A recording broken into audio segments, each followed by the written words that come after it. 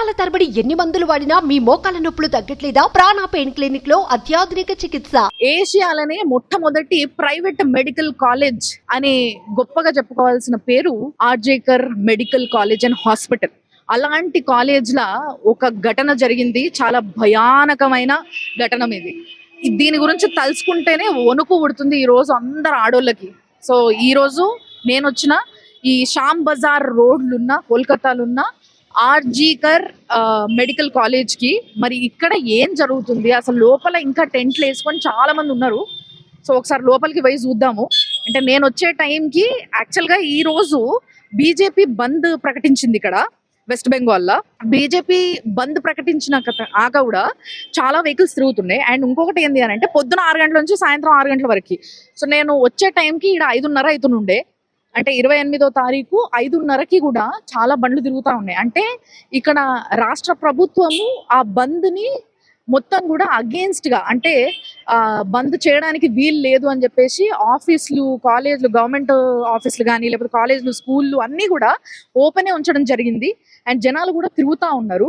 But BJP వాళ్ళు road మీదకి వచ్చి చేసిన ఏదైతే ప్రొటెస్ట్ ఉందో ఈ రోజు, అది చాలా చాలా వైలెంట్ గా మారింది ఈ రోజు. అంటే వాళ్ళు ప్రొటెస్ట్ చేయడము, పోలీసులు కాల్పులు చేయడము, నీళ్లతోని అంటే the full pressure of water తోని కొట్టడము వాళ్ళని.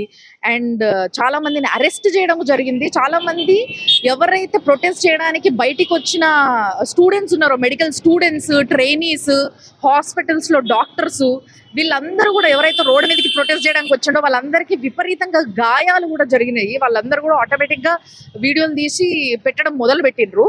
సో ఇదంతా జరుగుతుండగా మరి ఇక్కడ కాలేజ్ దగ్గర ఎట్లుంది పరిస్థితి అని చూడనీకి నేను వచ్చిన. మీకు కూడా చూపిస్తారండి. చూసారు కదా, ఇక్కడ బయట కూడా మొత్తం చాలా బందోబస్తు, అంటే పోలీసులు, చాలా మంది పోలీసులు ఉన్నారు. ఇంకా లోపల పోలీస్ వ్యాన్లు కూడా చాలా చాలా ఉన్నాయి. అండ్ దాంట్లో కూడా కొంతమంది మిలిటరీ వాళ్ళు ఒకవేళ సడన్ గా ఏదైనా జరిగితే దాన్ని ఆపడానికి, ఆ ప్రొటెస్ట్లు ఏదన్నా గడబడైతే, లొల్లైతే ఇట్లా దాన్ని ఆపేటందుకు చాలా మంది ఉన్నారు. చూసారు మొత్తం అంతా కూడా ఇక్కడ మిలిటరీ వాళ్ళు, పోలీసు వాళ్ళు ఫుల్ బందోబస్తులు ఉన్నారు. అయితే లోపలికి ఎంటర్ కాగానే లోపలికి ఎంటర్ కాగానే వి వాంట్ జస్టిస్ అని చెప్పి ఆ అమ్మాయి, ఏ అమ్మాయి పైన అయితే ఈ అఘాయిత్యం జరిగిందో ఆ అమ్మాయి ఫోటో, అంటే ఫేస్ లేకుండా ఒక అమ్మాయి ఫోటోని అక్కడ పెట్టి ఆమెకి పూలదండ వేసి చాలా మంది ప్రొటెస్ట్ ఇక్కడ నుంచి మొదలు పెడుతున్నారు. నా వెనకాల చూస్తారు కదా, చాలా మంది మీడియా వాళ్ళు కూడా కూర్చొని ఉన్నారు అనమాట. ఏ నిమిషం ఏమైనా జరగవచ్చు అని చెప్పేసి అది కవర్ చేయడానికి చాలా మంది మీడియా వాళ్ళు కూడా ఈ ప్రొటెస్ట్ లో పాల్గొంటూ at the same time coverage కూడా చేస్తున్నారు. అయితే ఇక్కడ చూస్తే చాలా మంది స్టూడెంట్స్, మెడికల్ స్టూడెంట్స్, వాళ్ళకి ఒక కసి, అంటే జస్టిస్ జరగాలి.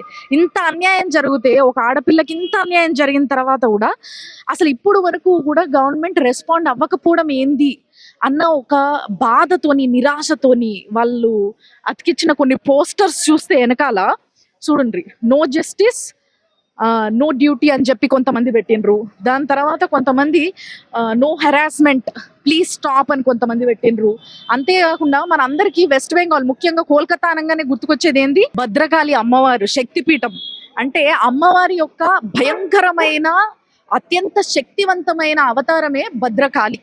అలాంటి కాళి వెలిసిన ఈ జాగ పవిత్రత ఏంది, అసలు ఇక్కడ జరుగుతున్నది ఏంది, నిజంగా ఇక్కడ ఆడవాళ్ళందరూ భద్రకాలులాగా మారాల్సిన టైం నిజంగా వచ్చిందా అనిపించే అంతగా ఇక్కడ ప్రొటెస్ట్ జరుగుతూ ఉంది. ప్రతిరోజు మీరు చూస్తూ ఉన్నారు. కానీ మన వాళ్ళకి, అంటే ముఖ్యంగా మన తెలుగు వాళ్ళకి అసలు ఇక్కడ ఏం జరుగుతుందో క్లియర్ గా స్పష్టంగా చూపించడానికే ఈ రోజు నేను ఇక్కడికి వచ్చిన.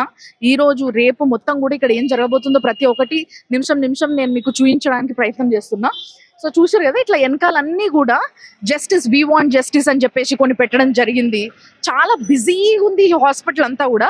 నేను లోపలికి కూడా పోయి అసలు ఎక్కడ ఈ ఘటన జరిగింది, అక్కడ అసలు ఆ రూమ్ ఎట్లుంది, ఏంది, జరిగే అవకాశం ఎంత ఉంది, అంటే ఒక అమ్మాయికి అంత సెక్యూరిటీ లేదా ఈ ఒక కాలేజ్లా అని చెప్పేసి ఒక అనుమానం వస్తుంది కదా అందరికీ.